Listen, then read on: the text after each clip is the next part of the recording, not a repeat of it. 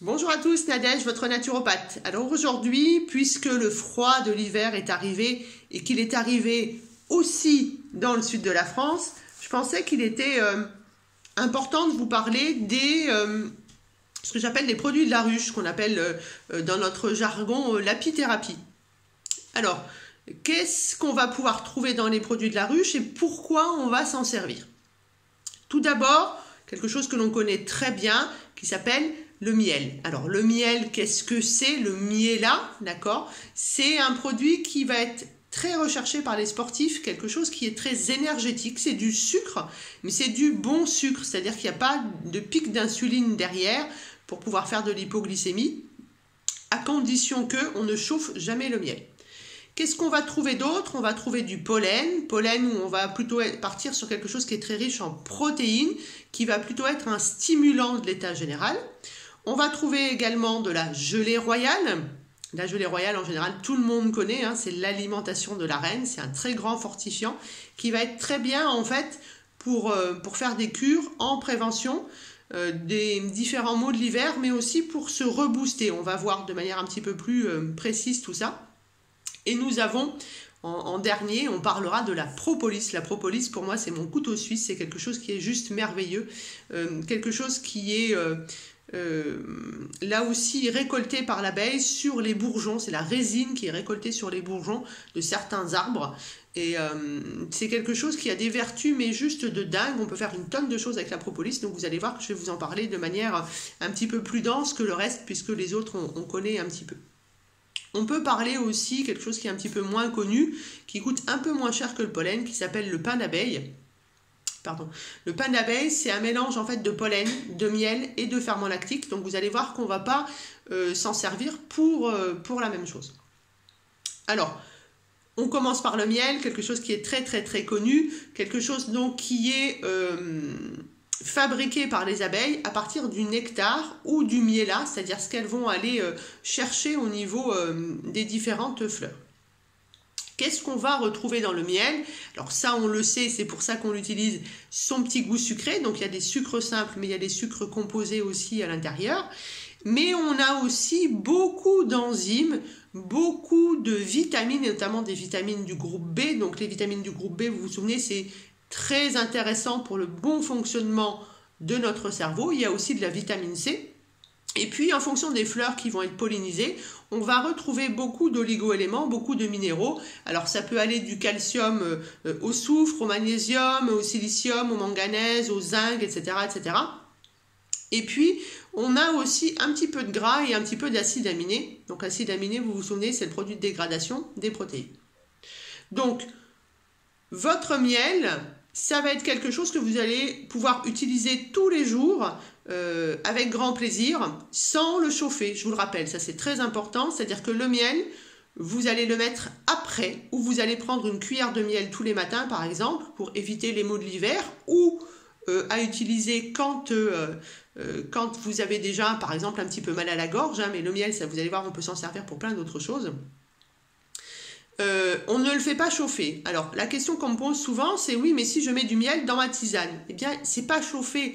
C'est pas le miel qui se carbonise. Vous vous souvenez que lorsque l'on fait cuire du sucre ou lorsque l'on fait cuire des protéines, et je pense la viande sur le barbecue, ça fait des grosses marques marron, ce qu'on appelle la glycation, les molécules de Maillard, en fait, c'est quand on fait cuire le sucre. Donc, on évite de faire cuire le sucre, et comme le miel est composé de sucre simple et composé, d'accord, mais de sucre quand même, on ne le fait pas cuire. Quand vous le mettez dans votre tisane, dans votre thé, alors en général, c'est pas dans le café, hein, parce que c'est pas très bon en fait comme goût avec le café, et bien là, vous n'êtes pas sur « je chauffe le miel ». Le miel est dans une boisson chaude, donc ça c'est autorisé et j'ai même envie de dire c'est conseillé. Alors à savoir, plus votre miel va être clair, donc visuellement, d'accord, moins il sera riche en minéraux. Plus il est foncé, plus il est riche en sels minéraux. Alors, on connaît le miel, effectivement, pour les maux de la gorge. Ça adoucit, c'est vraiment très bon. Mais on connaît le miel aussi, en tout cas, c'est beaucoup utilisé dans les hôpitaux aujourd'hui. Et je pense notamment au CHU de la Timone. On fait plein de choses au CHU de la Timone, hein, à Marseille. Il n'y a pas que le professeur R. On les utilise chez les brûlés, dans les centres de diabétiques, etc. Pour faire quoi? Parce qu'on va utiliser ses propriétés anti-inflammatoires et surtout ses propriétés, pardon, je vais toujours aller trop vite comme d'hab, cicatrisantes. Et notamment pour ça, on va utiliser du miel de châtaignier. Ça veut dire que, au-delà des problèmes de toux, lorsque l'on va avoir tous des problèmes de peau, que ce soit de l'eczéma sec, que ce soit des dermatites, que ce soit rien que de la peau sèche par exemple, hein, lorsque vous allez avoir, nous on appelle ça des ulcères variqueux dans le métier infirmier, mais ça peut être des plaies qui ont du mal à cicatriser parce que vous êtes diabétique ou parce que vous êtes en convalescence, etc. Eh bien le miel, qui va avoir donc les propriétés adoucissantes, antiseptiques, entre guillemets, antibiotiques reconnues, hein, d'accord, ça a été validé tout ça, hein, je pense au miel de thym par exemple, au miel de sarriette. Eh bien, c'est des miels qu'on va utiliser pour refermer des plaies, pour aider à bourgeonner, d'accord, parce qu'on sait que le sucre, ça aide à refabriquer de la cellule. Je vous donne des exemples. Lorsque je travaillais à l'hôpital, en tant qu'infirmière, donc c'était il y a quelques petites années aujourd'hui, lorsqu'on avait des personnes qui étaient alitées pendant longtemps, il y a des escarres qui apparaissent, c'est-à-dire des trous dans la chair, alors souvent au niveau du talon, souvent au niveau des fesses, au niveau du sacrum. Qu'est-ce qu'on faisait à l'époque? En fait, on prenait des grosses ampoules de G30, donc de sucre, dosé à 30%, on imbibait des compresses et on mettait les compresses dans le trou ou au contact de la peau et on fermait le pansement. Et on revenait 48 heures après, défaire le pansement et on voyait qu'il y avait des petits bourgeons en fait. Donc on voyait que la peau était en train de se refabriquer, on était en train de fermer le trou et c'est ça qui est important, on apportait à manger. Donc aujourd'hui, plutôt que de prendre du sucre artificiel, donc ces grosses ampoules, on fait ça avec du miel et comme je vous le disais, notamment on fait ça chez les brûlés ou dans les centres diabétiques, etc. Notamment au CHU de la Timone, où ils ont validé plusieurs études sur l'utilisation du miel dans la prise en charge des différentes plaies au niveau de la peau. Donc c'est quelque chose vraiment qui est très très riche en oligo-éléments, je pense notamment au miel de luzerne, mais ça peut être le miel de chêne par exemple, qui vont être riches pour reconstituer la peau en fait. Voilà. Donc ça veut dire que le miel, on a l'habitude pour le côté je calme la toux, hein, parce que c'est vraiment comme si vous mettiez quelque chose de la soie, quelque chose de très doux au niveau de votre gorge, donc ça vous empêche vraiment de tousser, hein, ça rend vraiment, ça enlève ce côté piquant, ce côté sec sur la toux, mais c'est aussi quelque chose que vous pouvez utiliser sur la peau, dans vos cosmétiques, bien entendu, et lorsque, là je pense à tous les collègues infirmiers, ou même vous, hein, si vous avez du mal à fermer une plaie, n'hésitez pas à mettre du miel. Alors, comme tout le temps, d'accord, lorsque l'on va utiliser du miel, on va utiliser du miel de qualité. Donc, le but de cette vidéo, c'est certainement pas d'aller vous faire acheter, par exemple, Lune de miel, pour pas le citer, au niveau des supermarchés, parce que ça, c'est pas du tout du miel, d'accord? C'est du sucre, du sirop de glucose qui a été modifié et qui a été chauffé et coloré. On vous donne l'impression que c'est du miel, mais c'est certainement pas du miel. On va partir sur des produits de la ruche qui vont venir du copain apiculteur, d'accord? Au moins, on va refaire fonctionner les petits récoltants. Et là, on part sur quelque chose qui est vraiment de qualité. Donc, je vais prendre du miel de qualité. Je vais essayer de le prendre si j'ai vraiment besoin d'un peu plus de cicatrisant, de plus d'oligo-éléments, de sels minéraux. Je vais le prendre plus foncé, d'accord? Si maintenant j'ai un doute, je ne sais pas lequel prendre, je prends un miel tout fleur. Et là, je suis tranquille. Tout est nickel, d'accord? Je ne cherche pas à comprendre. On sait que le miel est utilisé dans les hôpitaux pour gérer les cicatrisations, mais aussi, on sait aussi, que il est utilisé dans les centres de cancéro, et je pense notamment au CHU de Limoges, où ils l'utilisent pour les brûlures liées à la radiothérapie. Vous allez voir que dans ces produits de la ruche, on va beaucoup parler de cancer, parce que les produits de la ruche sont vraiment très bien placés pour nous aider à lutter contre les divers maux qui sont liés à la prise en charge allopathique du cancer. Je pense notamment aussi aux problèmes qu'on a au niveau de la bouche, quand la bouche commence à être sèche, ou si vous avez eu un cancer qu'on appelle ORL ici, où vous avez les glandes salivaires qui ont été brûlées, ça devient compliqué. Je pense aussi au Sjögren-Gougeron, le symptôme, cette maladie auto-immune, où on a les glandes salivaires et les glandes lacrymales qui ne fonctionnent plus. Alors on ne va pas les mettre du miel dans l'œil, hein, on est d'accord. Par contre, on pourrait très bien régulièrement prendre du miel et humidifier sa bouche avec le miel. Ça va beaucoup aider, sans compter que c'est un antibactérien, un anti-infectieux évidemment, plus un cicatrisant. Donc c'est quelque chose qui est juste super génial.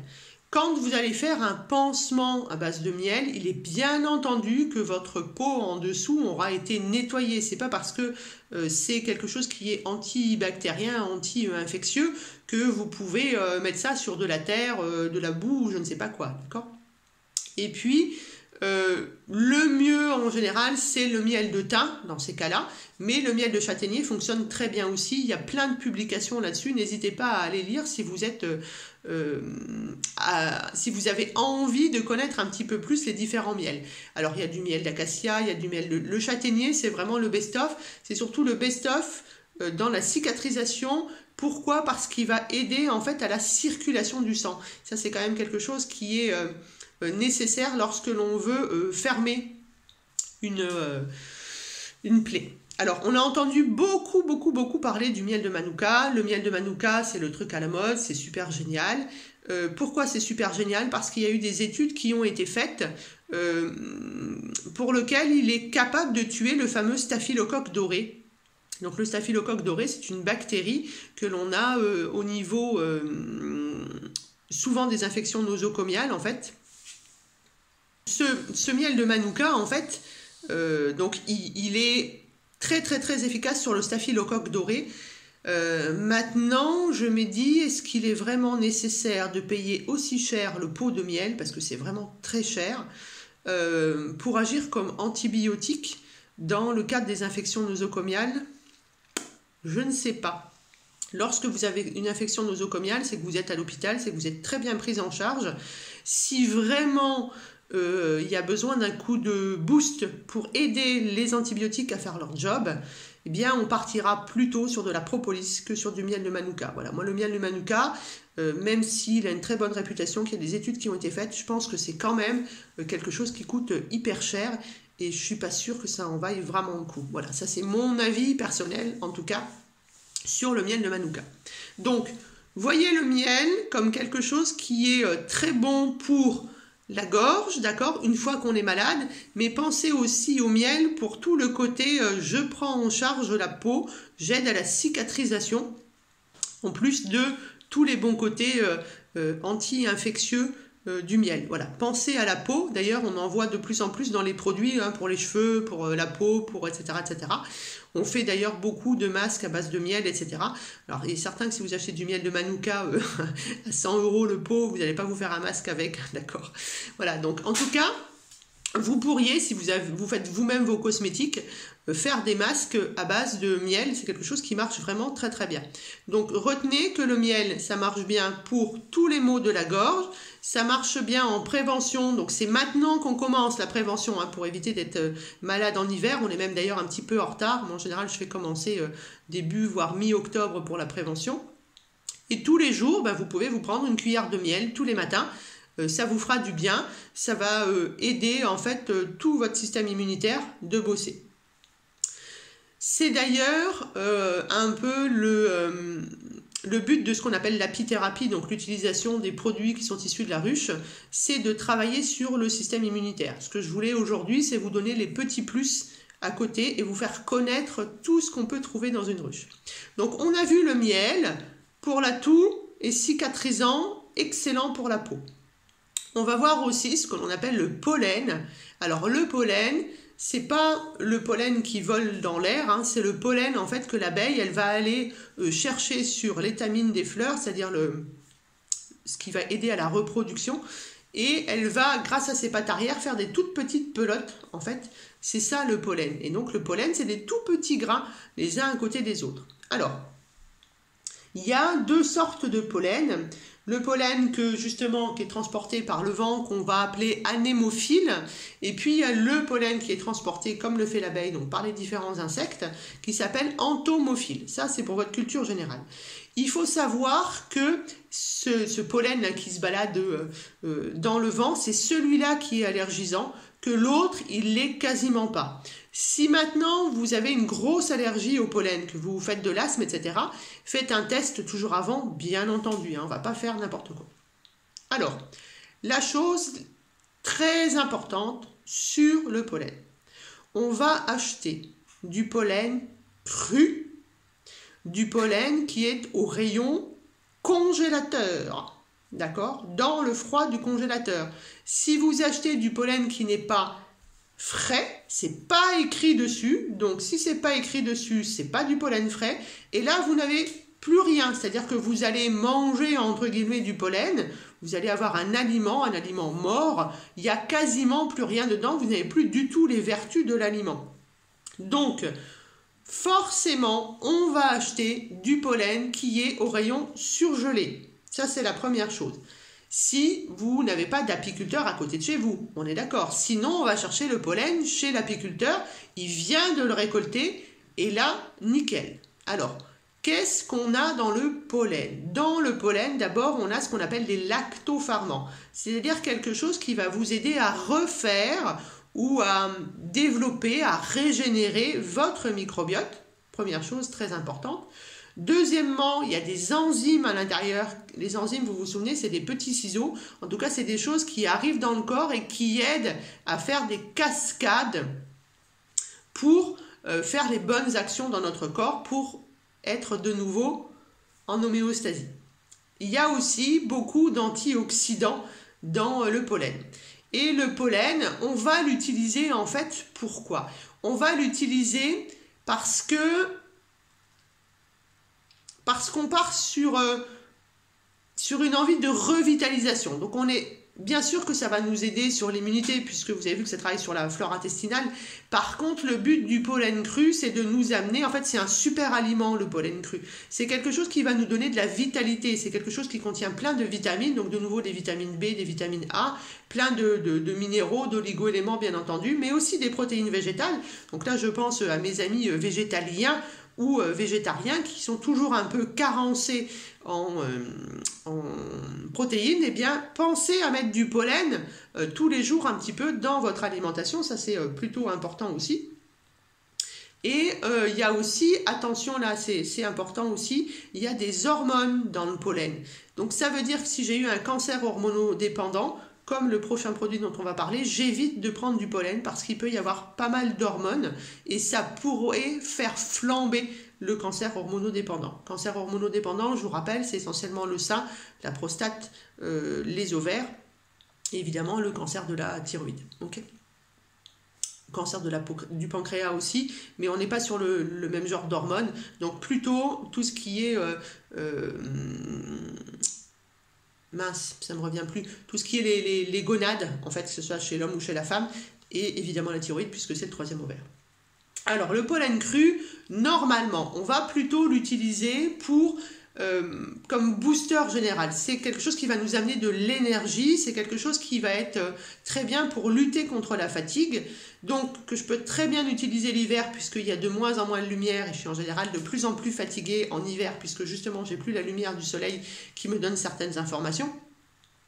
C'est beaucoup utilisé, vous allez voir comme le produit suivant, chez la personne âgée, lorsque vous sortez d'une convalescence, et je pense à toutes les personnes qui sont convalescentes d'un certain 1-1 long, vous voyez ce que je veux dire? Eh bien, pensez à prendre du pollen, prenez bien du pollen cru s'il vous plaît, faites attention, n'allez pas payer pour quelque chose qui a été cuit, parce que dans ces cas-là, ça ne sert à plus rien, d'accord?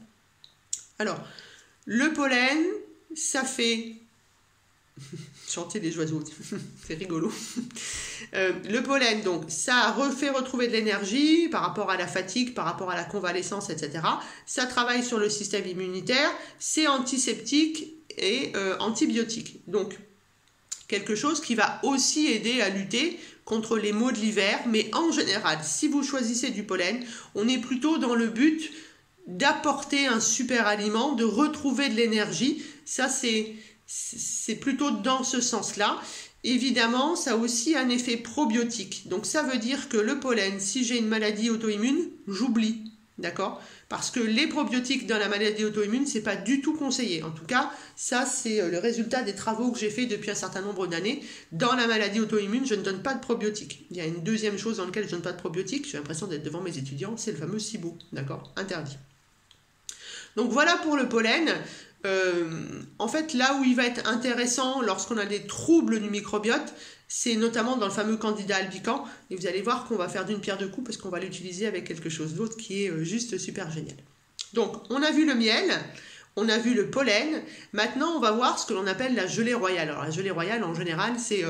tout le monde connaît bien la gelée royale, hein, on est d'accord. Alors, la gelée royale... franchement, moi j'ai eu la chance d'avoir un apiculteur qui m'en offre un petit peu.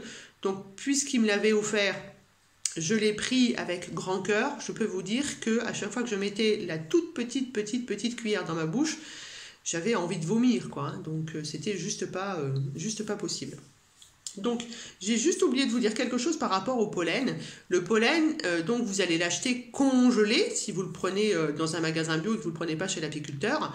Vous allez le garder au congélateur et tous les matins, en fait, vous allez prendre votre petite cuillère, vous refermez le bocal ou le pot et vous remettez au congélateur. Il n'y a pas de problème de je décongèle, je recongèle, parce qu'il n'y a pas d'humidité au niveau du pollen. C'est quelque chose qui est sec. Et puis, c'est un antibactérien et donc il ne risque pas d'avoir des bactéries qui se développent. Ça ne risque pas de moisir, etc. Donc, vous pouvez largement le garder au congélateur tout le temps que vous faites votre cure. Je vous rappelle que les cures, quel que soit le produit, c'est toujours 20-21 jours. On s'arrête une semaine, on reprend. Et on fait ça pendant 3 mois, d'accord? Sinon, ça ne sert à rien. Si vous faites quelques jours et vous vous sentez bien et que vous arrêtez, c'est comme les antibiotiques. Hein. Si le médecin il vous dit qu'il faut prendre des antibiotiques pendant 8 jours, vous prenez les antibiotiques pendant 8 jours, puisqu'il a calculé, il sait que la bactérie que vous avez à l'intérieur, elle va complètement être détruite au bout de 8 jours. Donc, ne faites pas au bout de 2 jours, arrêtez-vous, ça ne sert à rien. Et donc, dans les cures, c'est la même chose. Hein. Bien sûr qu'au bout de 4-5 jours, vous allez vous sentir mieux. Sauf que le but, c'est de faire une régénération, un renouvellement. Donc, là aussi, si on vous conseille de cette manière-là, écoutez les conseils qu'on vous donne. Faites des cures de 3 mois en faisant ce qu'on appelle des fenêtres thérapeutiques en général, on dit 8 jours. Voilà. Quand on devient un petit peu plus vieux, on va partir plutôt sur du 6 jours sur 7 ou du 5 jours sur 7. Mais ce n'est pas le cas de cette vidéo. Donc, on a vu le miel. Plus il est foncé, plus il a de choses à l'intérieur. Le miel, c'est bon pour la gorge, c'est bon pour l'immunité, mais c'est surtout un antiseptique et c'est très très bien pour aider à la cicatrisation de la peau. D'accord ? On a vu le pollen, d'accord? Le pollen, c'est plutôt un énergisant et plutôt un probiotique. C'est forcément du pollen qui est cru, congelé, d'accord? En tout cas cru, qui n'a pas été chauffé, parce que je veux garder tous les bénéfices. Je n'en prends pas si j'ai une maladie auto-immune. Quelques mots sur ce qu'on appelle le pain d'abeille. Alors le pain d'abeille, c'est pas très très connu. Qu'est-ce que c'est? C'est du pollen, plus du miel, plus des ferments lactiques. En fait, c'est normalement ce que les abeilles utilisent pour donner à manger aux larves des copines, et notamment des copines qui sont un petit peu solitaires. En fait, c'est le miel qu'il y a dans l'estomac des abeilles qui est régurgité. Vous savez, comme votre chat quand il fait son nettoyage, là, ben voilà, elle régurgite et en fait, elles vont fabriquer, on appelle ça du pain, ça ressemble pas à du pain, on est d'accord, ça ressemble à une espèce de... Si, ça ressemble à de la mie de pain qui a été mouillée, en fait, voilà. Et en fait, ça, c'est du coup du pollen fermenté, d'accord? Puisque c'est une régurgitation. Et on va être sur quelque chose qui va être de nouveau très riche en protéines, très riche en sucre, très riche en vitamines. Par contre, il y a moins de protéines que dans le pollen. Donc, c'est quelquefois un petit peu plus compliqué à assimiler par notre digestion à nous, d'accord? Donc, si vous avez un apiculteur à côté qui fait du pain d'abeille, vous allez avoir les bénéfices du pollen et du miel. Sachez juste qu'il faut que vous ayez un système digestif qui marche bien, parce que ça va être un petit peu plus compliqué, entre guillemets, à digérer, en sachant que dans le pain d'abeille, vous avez des lactobacilles, notamment le fameux lactobacille qui est dans les yaourts bulgares. Donc, vous allez avoir un jeu aussi sur votre système immunitaire. C'est quelque chose à découvrir. C'est pas mal parce que ça va coûter moins cher que le pollen, en fait. D'accord? Il faut prendre à peu près une cuillère à café par jour. Hein. C'est très bien aussi. C'est reconnu, en fait, dans les problèmes intestinaux, constipation, diarrhée, etc. Mais aussi dans les problèmes de... j'ai le foie qui est un peu saturé parce que j'ai un peu abusé, etc. Et du coup, avec le pain d'abeille, vous allez avoir plus d'effet que sur du pollen cru. Parce que, vous vous souvenez, c'est vraiment les ferments lactiques, donc du coup de la lactofermentation, d'accord? C'est ça que ça veut dire, hein, du miel et du pollen. Donc sur le pain d'abeille, vous êtes sur quelque chose qui est bien plus important. Revenons donc à notre gelée royale que je vous ai annoncé tout à l'heure. Pardon. La gelée royale, en fait, c'est le produit qui est issu des glandes des abeilles ouvrières qui vont donner à manger à la reine. Alors, j'ai goûté, j'aime pas. Ça, c'est le premier truc qui fait que je ne l'utilise pas. C'est un produit génial. Seulement, lorsque vous prenez de la gelée royale, vous enlevez la nourriture à la reine et la reine, elle meurt. Donc, moi, j'aime pas trop ce principe-là d'aller tuer pour pouvoir prendre quelque chose. Je pense qu'on peut faire différemment et notamment, on va voir avec le produit qui va terminer cette vidéo. Donc, la gelée royale, c'est quelque chose de très gélatineux. C'est forcément dans un pot en verre avec un couvercle en plastique. Et là aussi, ça se trouve forcément au frais. La gelée royale qui est dans des ampoules, c'est de la meumeux. La gelée royale qui n'est pas au frais, c'est de la meumeux. C'est-à-dire que ça a été chauffé. Donc, il n'y a plus rien à l'intérieur. Souvenez-vous, à chaque fois que je chauffe, je perds des protéines, je perds des vitamines, je perds des sels minéraux. Donc, vous allez payer quelque chose très cher, parce que la gelée royale, c'est cher, d'accord ? Parce que c'est le produit de la reine, d'accord? Mais si vous le chauffez, vous perdez toutes les vitamines. Et là aussi, on a sur beaucoup de vitamine B, notamment la vitamine B9, l'acide folique pour les femmes enceintes. On a aussi beaucoup de protéines, beaucoup de lipides, beaucoup d'acides aminés. Donc c'est vraiment quelque chose qui est hyper top. C'est hyper riche en vitamine B5 par exemple. Donc c'est très bien pour la gestion du métabolisme. C'est aussi du sucre entre guillemets lent. Donc c'est très, très agréable. Et la gelée royale, on va l'utiliser vraiment, là c'est très important, c'est dans le but de revitaliser. On va redonner de l'énergie, donc vraiment le truc comme le pollen qu'on prend avant de rentrer dans l'hiver, mais le truc qu'on va prendre aussi si on a un examen à faire, je pense aux étudiants dans l'hiver où ils vont avoir un partiel ou un truc comme ça, ils se sentent un peu fatigués, cure de gelée royale ça marche très bien. Les sportifs qui vont aller faire leur marathon, c'est la période des marathons actuellement, hein, d'accord? Si vous allez faire un voyage, je sais pas, dans les grands nord où il va faire très très froid, où votre corps n'a pas l'habitude, ben vous allez l'aider avec de la gelée royale. Et puis, la gelée royale, c'est utilisé aussi, on le voit beaucoup dans les cosmétiques aujourd'hui, dans le but de, entre guillemets, cicatriser. Alors, la gelée royale contient beaucoup d'hormones, d'ailleurs on l'utilise aussi dans les problèmes hormonaux de la préménopause ou de la ménopause. Attention de nouveau, si vous avez eu un cancer hormonodépendant, on n'utilise pas la gelée royale, ça c'est très important. Sur la gelée royale, il faut faire des cures de 45 jours si vous voulez être sûr d'avoir une action, d'accord? Donc ça veut dire que c'est un budget, parce que 45 jours ça fait... En général, deux boîtes, d'accord? Donc, bon, après, c'est sur une longue période, hein, 45 jours, ça fait 1 mois et demi. Donc, voilà, d'un point de vue budget, moi, j'ai toujours aux gens, regardez le prix, combien de temps vous allez le prendre, combien ça vous coûte au mois, en fait, finalement, hein, pour quelque chose qui est vraiment un booster. Et la gelée royale, moi, c'est quelque chose que je vais plutôt donner aux personnes âgées ou aux personnes en convalescence. Voilà pourquoi je vais utiliser ma gelée royale. Je vous dis bien, dans un pot en verre, un bouchon en plastique et vous avez une petite, on va dire une petite cuillère qui est donnée avec et vous prenez vraiment la dose de la cuillère. Alors c'est vraiment rien du tout, hein, c'est un quart de mon ongle. Hein, okay. Donc plutôt dans ce but-là, de revitaliser, de redécouvrir de l'énergie ou pour sortir d'un état de convalescence, d'un état de maladie ou pour se préparer à quelque chose de très important. Et puis on va terminer sur mon chouchou parce que du coup ça va faire une vidéo qui est très longue, on va parler de la propolis.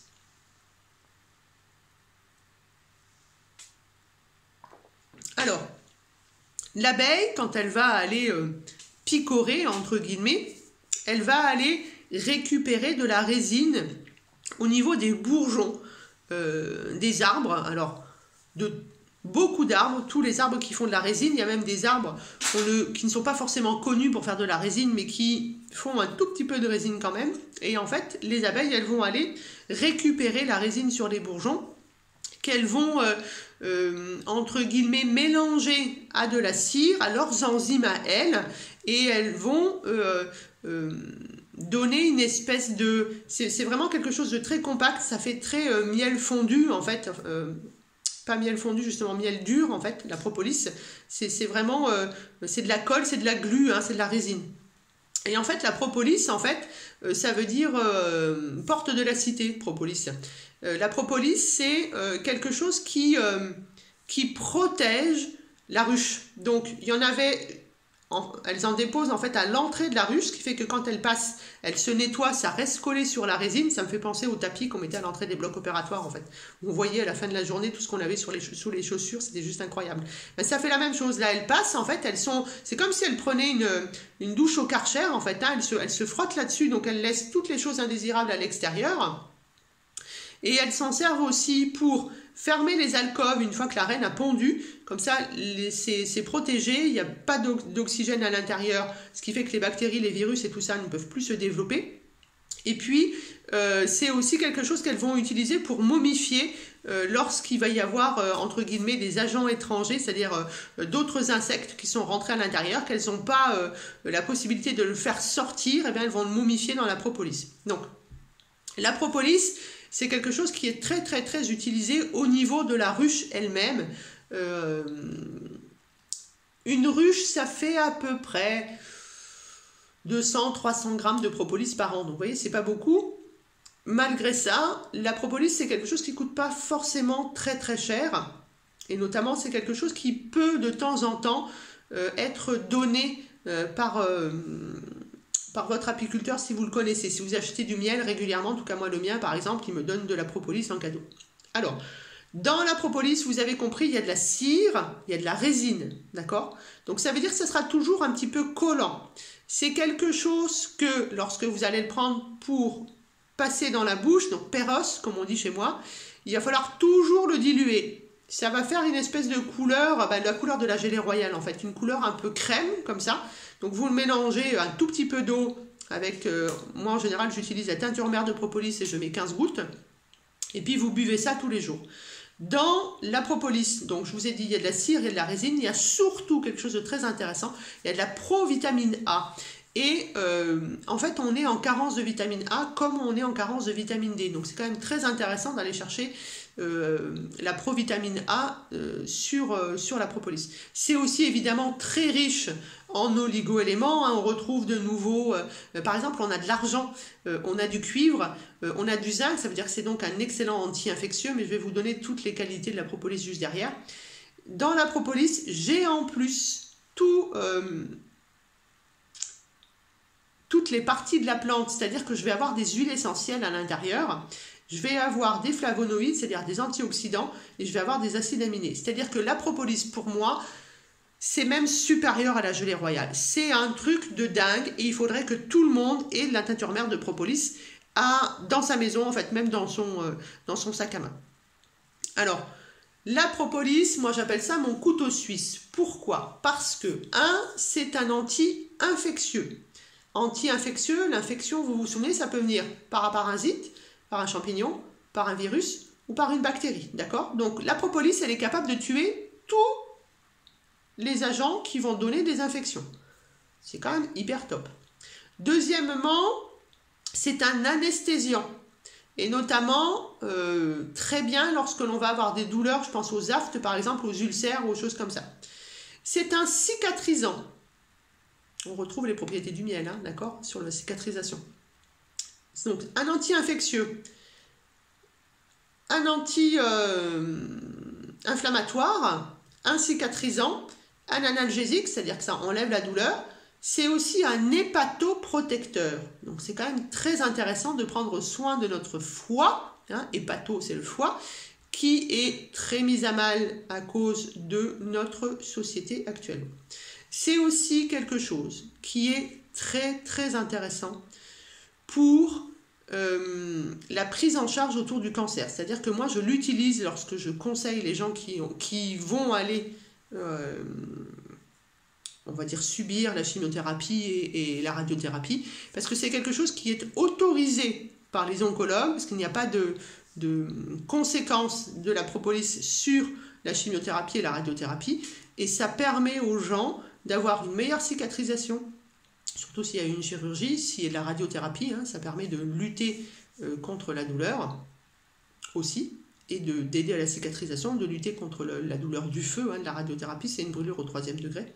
C'est aussi quelque chose qui protège le foie, donc c'est quand même super super intéressant lorsque l'on a un cancer et qu'on a la chimiothérapie et la radiothérapie derrière.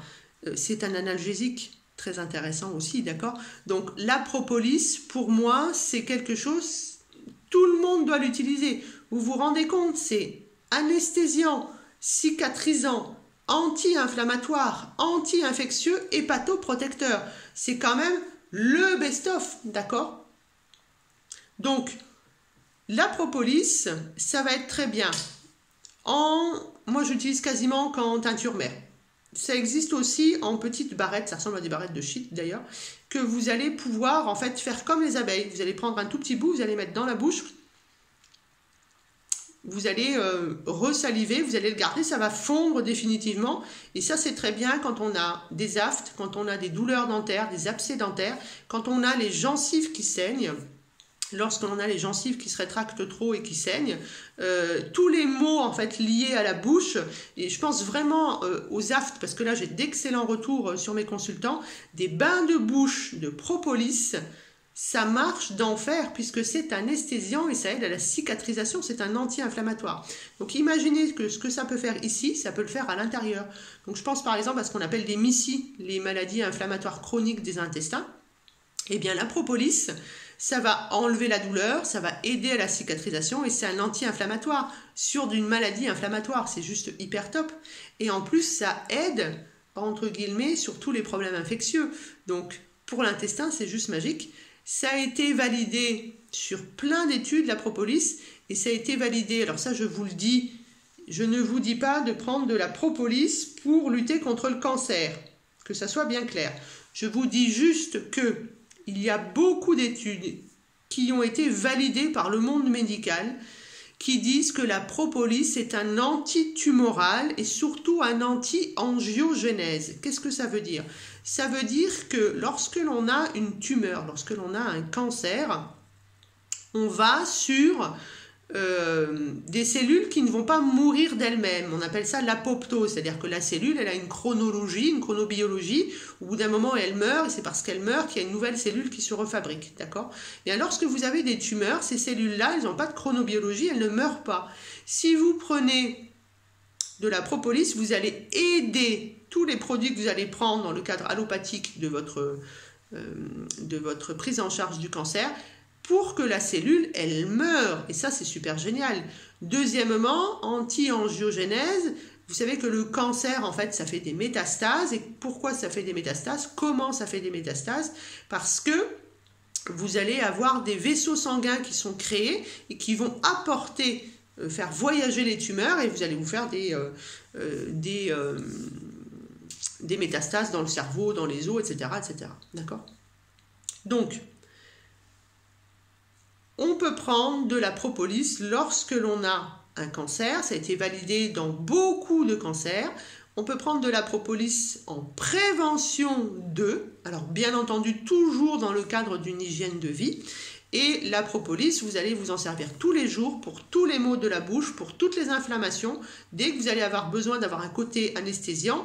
Et le truc sur lequel ça marche d'enfer, c'est l'herpès, qu'il soit labial ou qu'il soit génital. Comment vous allez faire? En fait, vous allez mettre une goutte de teinture mère de propolis sur votre doigt. Vous allez frotter 2-3 fois par jour. Et ce qu'il y a de bien, c'est qu'en fait, la propolis, c'est un anti-infectieux, donc un antiviral. Ça ne va pas sortir, mais surtout, si vous prenez en plus de la propolis par la bouche, vous allez tuer définitivement le virus. On sait aujourd'hui, c'est bien démontré dans les études de naturopathie, que lorsque l'on a un virus qui reste à l'intérieur de nous, hein, les virus, ils sont comme ça, hein, ils sont saprophytes, on appelle ça, donc ils se mettent à l'intérieur, ils restent planqués, puis dès qu'on est fatigué, pouf, ils émergent et ils nous font, notamment beaucoup, je pense à Epstein-Barr, qui fait beaucoup de maladies auto-immunes. Eh bien, dès que vous avez un virus à l'intérieur du corps, c'est très important de faire un travail sur le terrain. Et bien pour ça, la propolis, ça marche bien. Donc si vous avez tendance à faire de l'herpès, que ce soit ici ou génital, eh bien utilisez la propolis. Alors ici, pur avec le doigt, génital, évidemment toujours dilué dans un petit peu d'eau. Vous pouvez aussi, c'est un excellent antimycosique, faire des tampons en fait et mettre des tampons dans le vagin, d'accord? Une fois par jour, de temps en temps, ça marche très bien aussi. Pensez à enlever le tampon, hein, d'accord? On va éviter de faire des conneries derrière. En tout cas, prenez conseil pour apprendre à utiliser la propolis correctement parce que la propolis, c'est vraiment quelque chose de merveilleux. C'est un cadeau que nous fait Dame Nature et nos abeilles.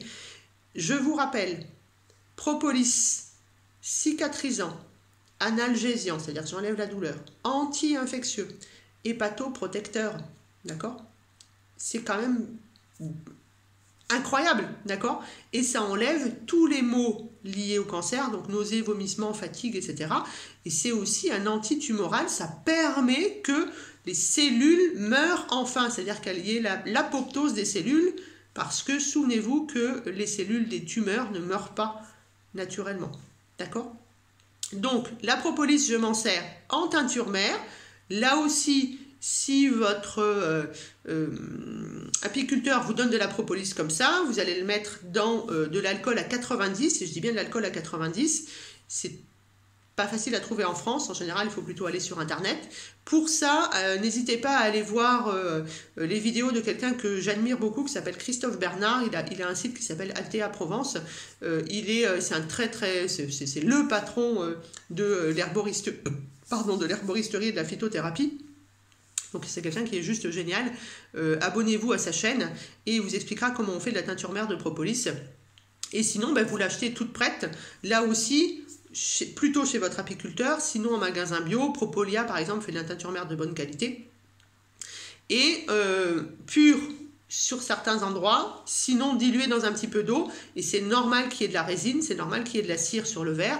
C'est normal que ça devienne jaune clair, d'accord? C'est le mélange de la propolis avec l'eau. Si vous êtes malade, on va prendre 15 gouttes 3 fois par jour dans un petit peu d'eau. Si c'est plutôt de la prévention, ça sera 15 gouttes une fois par jour. Bien entendu que si on est un petit gabarit ou si on est un enfant, on part plutôt sur 1 goutte pour 10 kg de poids. Ça marche très bien aussi. Il y a aussi donc la propolis en barrette que vous allez mettre un peu comme les clous de girofle dans la bouche. Ça marche très bien pour ce problème de microbiote. Vous savez qu'aujourd'hui on porte le masque. D'ailleurs, vous voyez, mon nez est abîmé à force de porter le masque. En fait, ça nous permet de refaire le microbiote. Donc le masque, en fait, il va nous laisser en contact de nos bactéries. On est dans de l'air chaud, dans de l'air humide, donc du coup il y a plein de gens d'ailleurs qui font des boutons, etc. Et puis on sent un petit peu plus facilement qu'on a mauvaise haleine grâce au masque. Donc n'hésitez pas à faire comme l'abeille, à mâcher de la propolis. Mais là aussi, prenez de la propolis pure, n'allez pas chercher un bonbon où il y a plus de sucre, de machin, de bidule, de truc-muche et un pourcentage 0,01% de propolis, d'accord? Retenez bien, utilisez, achetez de la qualité, plutôt du local. Et encore quelques secondes sur, je ne sais pas si vous savez, mais il y a 3 couleurs de propolis. Il y a de la rouge, de la brun noir et de la verte. Et la propolis verte qui vient du Brésil est très réputée justement antitumorale. C'est celui qu'on conseille, que tout le monde conseille, qu'on trouve partout sur internet. Moi je ne vois pas pourquoi on irait chercher de la propolis verte qui vient du Brésil, qui d'ailleurs a été très contrée parce qu'elle est remplie de cochonneries. Et d'ailleurs, comme on surfe sur la vague, il y a de la propolis verte qui vient pas du Brésil, qui vient d'ailleurs. C'est pas besoin de vous citer de nom, vous voyez très bien d'où je parle. Et qui va être très diluée, donc vous allez payer très cher parce que c'est écrit propolis verte, propolis du Brésil, et en fait ça ne sera pas de la qualité. Partez sur la propolis brune ou marron qu'il y a ici dans nos contrées. La rouge, elle vient du Brésil aussi d'ailleurs, hein. Prenez celle qui est à côté de chez vous, qui va vous apporter tout ce qu'il faut de votre environnement et qui au moins n'aura pas été trafiquée. Faites vraiment marcher le système local, c'est ce qui est le mieux pour votre santé. N'allez pas payer un prix d'or, quelque chose qui vient d'ailleurs, où on ne sait pas comment ça a été fabriqué et ce qu'il y a dedans. D'accord? Dans la propolis verte, il y a la même chose que dans la propolis marron. Donc, ne soyez pas obtus à vouloir forcément de la propolis verte. En tout cas, j'espère que vous en avez appris aujourd'hui sur tout ce que l'on peut trouver dans la ruche. Les abeilles sont nos amies, elles ont besoin de nous, il faut qu'on fasse attention parce que si elles meurent, on va mourir aussi, il n'y aura plus de pollinisation, d'accord? Et elles nous apportent plein de choses, que ce soit par le miel, que ce soit par le pollen, que ce soit par la gelée royale, que ce soit par la propolis, que ce soit par le pain d'abeille. Quand vous ne savez pas, vous achetez du tout-fleur, comme ça vous êtes tranquille. Et si vous avez tendance à être allergique, vous faites attention. Vous faites très attention aussi si vous avez eu un cancer hormonodépendant. Il y a des choses que vous ne pouvez pas utiliser. Et puis, comme toujours, le mieux, de toute façon, c'est de travailler avec les conseils de quelqu'un qui est formé. Voilà, j'espère que ça vous a plu autant que moi. Prenez soin de vous, ça y est, on est dans le froid de l'hiver, quel que soit l'endroit où on est. Pensez à prendre de la lumière, pensez à sortir, pensez à respirer. À bientôt!